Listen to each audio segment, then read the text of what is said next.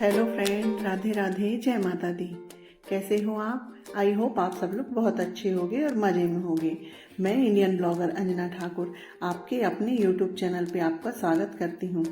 तो आज दिन है शनिवार और ये अभी मॉर्निंग के 6 बज रहे थे। तो मुझे अपने बालों में लगानी थी मेहंदी, तो मैं सो के उठी और मैंने सोचा चलो अब पहले मेहंदी घोल देती हूँ, तो मेरे सब काम होते तक ये मेहंदी अच्छे से भीग जाएगी। और मैं काफ़ी दिनों से सोच रही थी मेहंदी लगाने के लिए, पर क्या है ना, मैं भूल जाती थी और फिर कभी टाइम भी नहीं मिलता था। तो मैंने सोचा नहीं, आज तो मुझे मेहंदी लगानी है। तो मैंने कल हेयर वॉश कर लिए थे, ऑयल नहीं लगाए थे, क्योंकि मैं अपने बालों में ऑयल लगा के रखती हूँ। तो कभी भी बीच में मेहंदी नहीं लगा सकती, तो इसलिए मैंने कल हेयर वॉश किए थे तो ऑयल नहीं लगाए थे। तो मैंने सोचा चलो मैं आज मेहंदी लगा लेती हूँ। और आज मुझे पूरे दिन काम भी करना है, क्योंकि आज से मैं स्टार्ट करूँगी अपनी दिवाली की सफाई।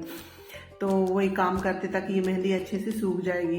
तो मैंने मेहंदी घोल दिया है। और मैंने मेहंदी घोलने के लिए चाय पत्ती और कॉफ़ी और मेथी दाने को उबाल के ठंडा कर लिया था, यानी कि उसका पानी बना लिया था। उसके बाद उसी में मैं मेहंदी को घोल लिया है।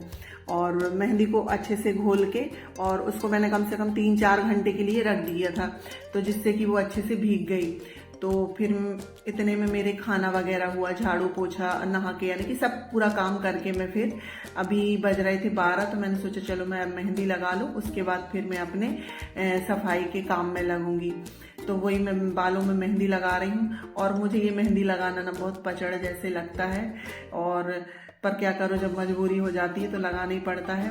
क्योंकि बाल सामने से काफ़ी वाइट वाइट दिख रहे थे और थोड़ी रूखे रूखे से भी हो रहे थे, तो इस वजह से मैंने सोचा चलो मेहंदी लगा लूँ। और मैं ये लगा रही हूँ हिना प्लस की मेहंदी, नेचुरल वाली। और इसमें ना ये मेथी दाना, कॉफ़ी और चाय पत्ती से भिगोना तो बालों में बहुत फ़ायदा होता है और बाल बहुत अच्छे हो जाते हैं। तो मैंने वही उसी के पानी से मेहंदी को घोल लिया था। तो मैंने मेहंदी वगैरह लगाया और मैं ये कढ़ाई धुल के रख दूंगी। उसके बाद फिर मैं लगूंगी अपनी दिवाली की सफाई में। और आपको तो वैसे ही पता है कि नवरात्रि समाप्त हो गई हैं, तो अब आ गई है दिवाली। और दिवाली का नाम सुनते ही हमें ख्याल आता है कि सफाई का।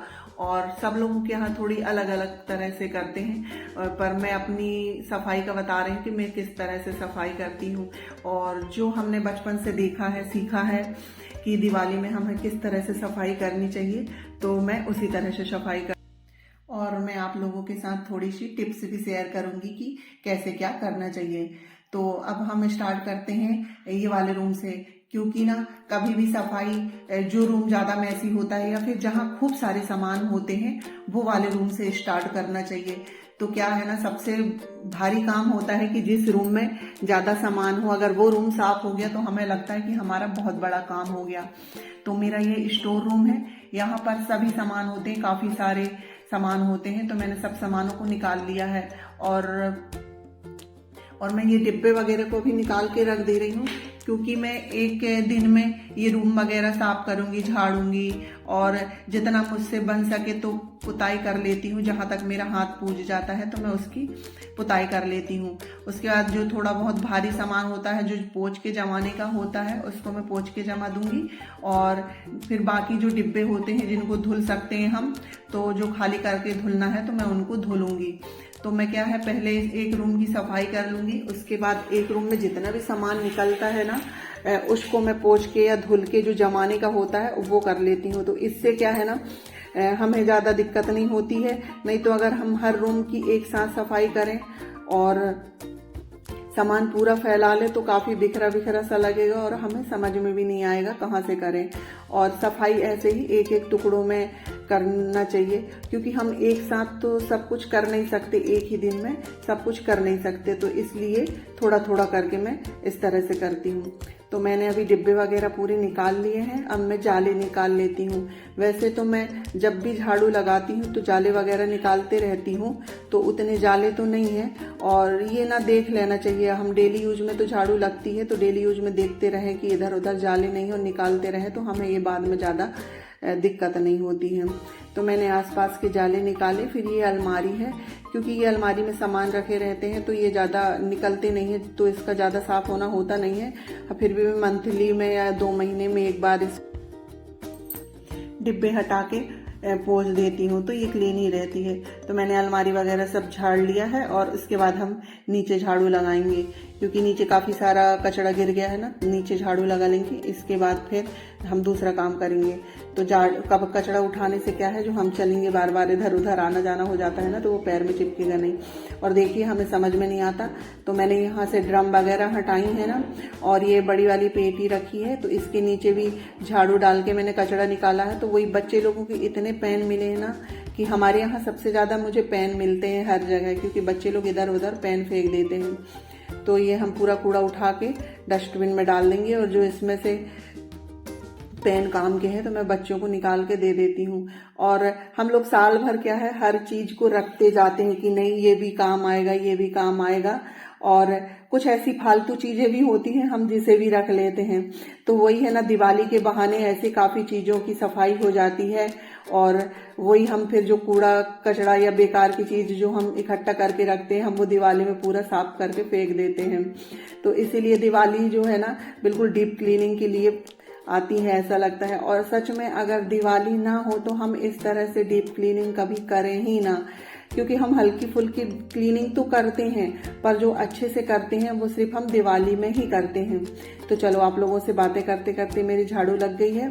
अब मैं कर लेती हूँ पुताई, क्योंकि यहाँ बच्चे लोग बैठ के पढ़ाई करते हैं ना, तो दीवार से टिक जाते हैं, तो तेल लग जाता है, या फिर ये डिस्टेम्पर है ना वो छूट जाता है। और क्या मालूम, हमें ना दिवाली में ऐसा लगता है पुताई नहीं करे हैं तो हमारी दिवाली की सफाई ही अधूरी है।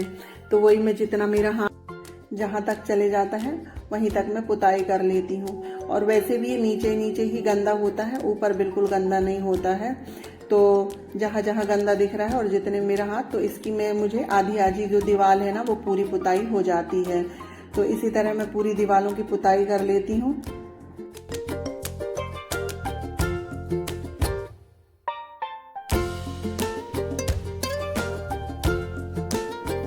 वैसे भी ये पेंट रखा हुआ था, तो मैंने सोचा चलो मैं इसकी पुताई ही कर लूं, क्योंकि पेंट भी रखे रखे खराब हो जाएगा, कब तक रखेंगे।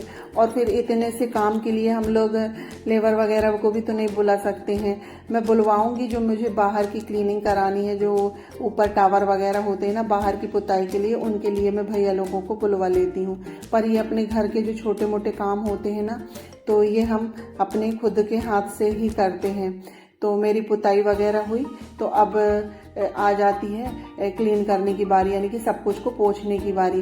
तो पहले मैं ये अलमारी को पोंछ लेती हूँ, क्योंकि थोड़ा बहुत जो डिस्टेम्पर है ना वो गिर ही जाता है, तो तुरंत उसको बिल्कुल हाथों हाथ साफ कर दो तो ठीक, नहीं तो फिर वो सूख जाता है, तो फिर बाद में अच्छे से साफ नहीं होता है। तो मैं एक बार अच्छे गीले कपड़े से निरमा वाला पानी ले लिया है, और एक बार फिर साफ पानी से अच्छे से इसको पोंछ देते हैं। और इस तरह से पोंछने से क्या है, ये अच्छे से साफ हो जाएगा, और इसके जो डिस्टेम्पर के कलर वगैरह है वो छूट जाते हैं। वैसे तो ये काली चीप है, तो इसको ज़्यादा पोंछने में दिक्कत नहीं होती, बहुत आसानी से इससे डिस्टेम्पर निकल जाते हैं। पर थोड़ी सी हाँ ताकत लग के घिस दो तो वो छूट जाते हैं। तो इसी तरह मैं पूरी अलमारियों को पोंछ लूँगी। उसके बाद फिर हम जो सामान हमारे यहाँ रखे हैं, बड़ी बड़ी ड्रम वगैरह है, हम उनको भी पोंछ लेते हैं। तो अलमारियाँ पोंछ के हुई, तो ये गेहूं वाली ड्रम है, और इनमें काफ़ी सारी गेहूं है, तो ये थोड़ी आधी हो गई थी, तो मैंने इसको खसका लिया था। बाकी तो 2 ड्रम बहुत भारी भारी है ना, तो वो मुझसे नहीं खसकेंगी, तो मैंने उनको नहीं हटाया है। तो मैं वहीं से आस पास झाड़ दी हूँ, और उनको वहीं रख के मैं पोंछ दूंगी, और इसको पोंछ के भी मैं वहीं पर सेट कर दूंगी। वैसे तो मैं अभी ये वाले रूम में सामान नहीं जमाऊंगी, जो सामान धुलने का नहीं है पोंछ के जमाने का है, सिर्फ वही जमाऊंगी। बाकी मैं सब कुछ को धुल के फिर जमा दूंगी, क्योंकि कुछ मैं ऐसे दाल वगैरह भी रखी होती है ना डिब्बों में, तो उनको सूखने का भी काम हो जाता है, और डिब्बे धुल भी जाते हैं, क्योंकि एक बार देखना भी चाहिए होता है कि दाल में कीड़े वगैरह नहीं है या साफ तो है, तो वही सुखा लो, और साथ में उनके डिब्बे धुलने के भी काम हो जाते हैं। तो तो यही है ना, हम लोगों को छोटी बड़ी हर चीज़ का ध्यान देना पड़ता है, और हम हर हाउस वाइफ को ये काम तो करना ही पड़ता है कि हर छोटी बड़ी चीज़ में ध्यान दें, सफाई में ध्यान दें, और इस तरह से काम करो ना तो काम आसानी से भी हो जाते हैं। और मैं जब ये काम करती हूँ ना तो सच बताऊँ मुझे बहुत बोर लगता है, जैसे कि हम अकेले बिल्कुल सूना सूना लगता है। तो मैं क्या है, अपना मन अच्छे से लगे रहे उसके लिए मैं अपने भजन चला लेती हूँ मोबाइल में या टीवी में। तो जब भजन चलते रहते हैं ना और हम गुनगुनाते रहते हैं ना तो हमारा काम इतनी आसानी से हो जाता है और हमें पता ही नहीं चलता है, और हमें बिल्कुल बोरियत सा भी नहीं लगता है। तो कौन कौन ऐसे काम करते समय भजन चला के काम करता है, मुझे कमेंट करके ज़रूर बताइएगा।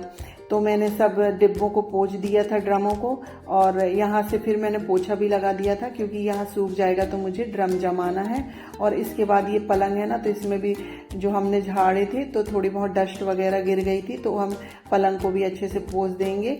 और ये वाली जो पेटी है ना, तो हम इसको भी अच्छे से पोंछ देंगे क्योंकि इसमें बहुत सारे कपड़े हैं तो मुझसे ये खसके नहीं। और अभी मुझे सुखाना था पर मैं बाद में सुखाऊंगी क्योंकि एक साथ ये पूरे काम नहीं हो सकते हैं, तो अभी मैं ऐसे ही कर देती हूँ। फिर ये इसको पेटी से कपड़े निकाल के मुझे धूप भी दिखाना है, तो मैं आसपास सब पोंछ दूंगी। और क्या है, मैं अगर एक रूम की सफाई कर रही हूँ तो उसके मैं हर सामान को पोंछ दूंगी, तो यानी कि हमारा एक रूम।